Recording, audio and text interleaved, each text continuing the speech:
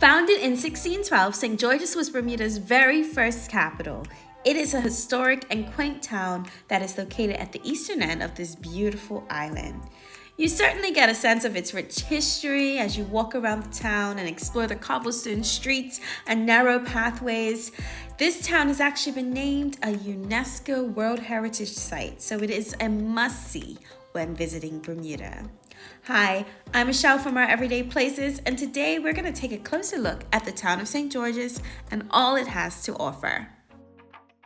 So if you are a history buff and you want all the information about St. George's, I would recommend taking a walking tour. There's a fabulous company called Long Story Short that does amazing tours of St. George's, or you could check out the Visitor Center for other recommendations.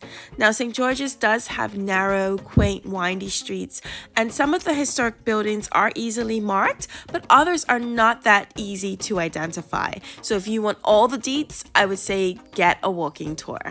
You cannot go to St. George's without visiting St. Peter's Church. It is the oldest Anglican church outside of the United Kingdom, and it's the first and oldest church in Bermuda. Built in the 1600s, it has had several upgrades, but it stood the test of time.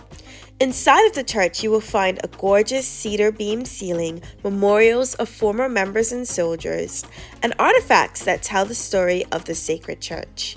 It really does help history come alive as you see the once used silverware and other relics of this historic parish meeting place. There's a $2 cash donation to enter, and you will receive a pamphlet to assist you with a self-guided tour. Behind the church, there's an old graveyard that you are able to explore. Here, you will see the painful and harsh truth of Bermuda's history with slavery and colonization. The original layout of this graveyard segregates whites from free blacks and slaves, which was quite emotional for me to see. St. Peter's Church is also a part of the African Diaspora Heritage Trail, and perhaps one of the most interesting pieces I saw was the baptismal register, which indicates when emancipation took place in Bermuda in 1834. At the heart of St. George's is King's Square.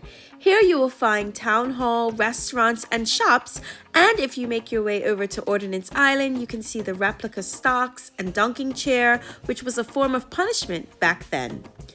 There are reenactments on specific days, so check with the Visitor Center for the schedule. Most of the buildings and features in this area have signage, so if you wish to learn more, the information is there for you. Overall, this area is pretty and quaint, and it makes a great place to have a cup of coffee or look at the stunning boats and yachts in the harbor. Now let's move on to Fort St. Catherine. Fort St. Catherine is Bermuda's largest fort. It was built back in 1614 to prevent any enemies from entering St. George's. Today, it houses a museum with interesting exhibits about military history and life in Bermuda. The fort features large cannons, a drawbridge, a dry moat, and stunning water views of the island. Be sure to check out the unfinished church, which is a Gothic-style ruin that was never completed. The intention was to replace St. Peter's Church after it was damaged by a hurricane. However, due to lack of funding and fighting amongst the planners, it was never finished. Today, it makes a wonderful picturesque background that is free to enter and a fabulous place to host an outdoor wedding. Now it's time to talk about shopping. If you take a walk down Water Street in St. George's, you're bound to find something that catches your eye. There are souvenir shops, artisan stores, bookstores, art stores, all available there for you to browse. For a unique and special souvenir, make sure to check out Lili Bermuda Perfumery. They have an array of perfumes that are made local right in Bermuda. The scents reflect the flowers that are found on island, and honestly, I just love the overall feminine vibe of the space. There is also a workshop available that you must pre-book where you can make your own scent and learn about perfume making, which I think is a pretty cool and unique experience. I'll link the website below for Lili Bermuda if this is something that interests you. St. George's has quite a few gorgeous beaches, but my favorite is Tobacco Bay.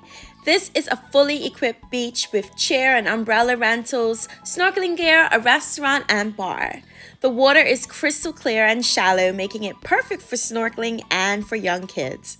The rock formations to the side of the beach are really pretty and interesting, and honestly, I could have just sat there all day and stared at the ocean.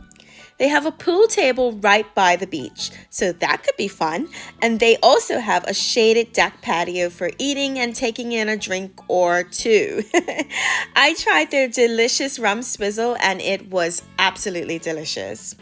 Now, I will mention that there is no bus stop close to this beach. It's about a 15-minute walk from King Square, and it does have some inclines, so be mindful of this walk if you have any mobility issues. In fact, you may want to hire a cab or a minibus for the short hop, which can be found on King Square. Another beach to mention is Fort St. Catherine Beach, which, as you guessed, is right next to the fort we mentioned earlier. This beach is actually shared with the swanky and brand new St. Regis Hotel. And this beach doesn't have as many amenities as Tobacco Bay unless you're a patron of the hotel. But the water is very beautiful and the sand is soft, and it's a fairly large beach, so it's plenty of room to spread out. There are quite a few options for food in St. George's, like White Horse Tavern, Three Kings, The Wharf, but my favorite restaurant is hands down Wahoo's. Wahoo is a restaurant located on Water Street that specializes in seafood, but it certainly has something here for everyone. They have some tasty drinks and even better food. I mean, the food here is phenomenal. It has so much flavor, and their Wahoo fish tacos are literally the best tacos I've ever had. I just love that slaw and the sauce that they use and the grilled fish combo.